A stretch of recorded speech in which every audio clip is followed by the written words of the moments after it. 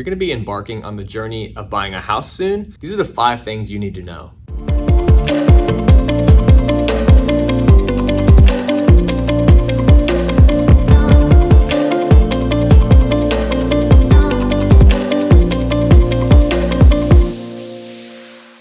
Hey y'all, welcome back to my channel. My name is Wesley Meyer. I am a local realtor here in the Nashville area. I help people just like you buy and sell homes in the Middle Tennessee area. I'd appreciate if you subscribe to my channel and turn on notifications to never miss one of my weekly videos. Also, if you or anyone you know is looking to buy or sell a house soon, I'd love for you to reach out to me. My contact info will be in the description, along with a first-time home buyer consultation. That is free, completely free. Link for that is also in the description. All right. Let's get started. Tip number 1 for home buyers is going to be establish your budget. The budget is really going to be the driving force in the home search process. You can't look for homes until you know how much you can afford. You don't know how much you can afford until you have a budget written out. So that's really the first step in this whole process is get your budget figured out, find out how much house you can afford. And to do this, I really suggest consulting with a mortgage expert. I know several top-notch mortgage experts. If you want any of their contact info, just call me or text me. But a general rule of thumb is your mortgage payment shouldn't be more than 30% of your monthly take-home pay. So that's just kind of a guide. If you're just trying to budget things out right now, kind of use that 30% as a guide for now, but make sure you consult an expert before you make any kind of final decisions. That leads into step 2. Get pre-approved for a mortgage. In America today, this step is vital. There really aren't any sellers who are going to take your offer seriously unless you're either come with cash or get pre-approved for a loan. You need that documentation up front in order for them to agree to sell you their house. In years past, sellers were a little more open to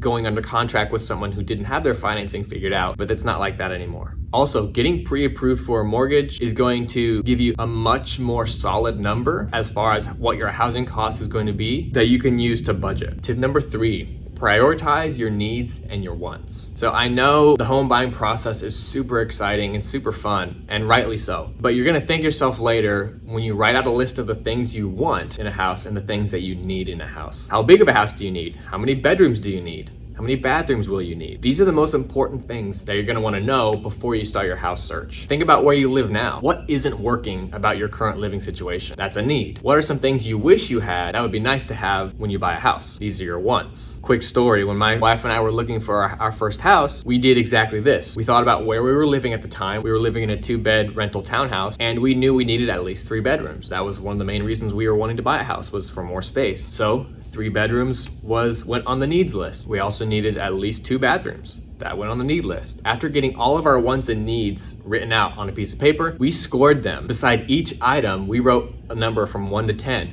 10 being most important, 1 being least important. So we scored each item 1 to 10. After this, we added up all the scores, created a total. This number became our perfect house. So if we were to tour a house, we would go down the list. If it had something, it would earn that number of points. At the end, we'd tally up all the points and get a score for that house. It really is a good way to quantify how well a house is going to work for you, because it's easy to get caught into the emotion of the way a house looks or the way a house feels. It's best not to make decisions based on emotion in the home buying process. Tip number 4 is research with your real estate agent. A real estate agent has the expertise you're going to need to find a house. You might as well learn from them. Sit down with your agent and do a little bit of market research. If there's a specific neighborhood you're looking at, go through and see the houses that have sold so you have a good idea of prices, square footage, bedrooms, lot size, that kind of thing. You'll be able to make a better, more competitive offer when the time comes. And again, I say this a lot, but lean into your agent. They are there for a reason. They are getting paid for a reason. Utilize them as much as possible. It's not gonna bother us. It is our job.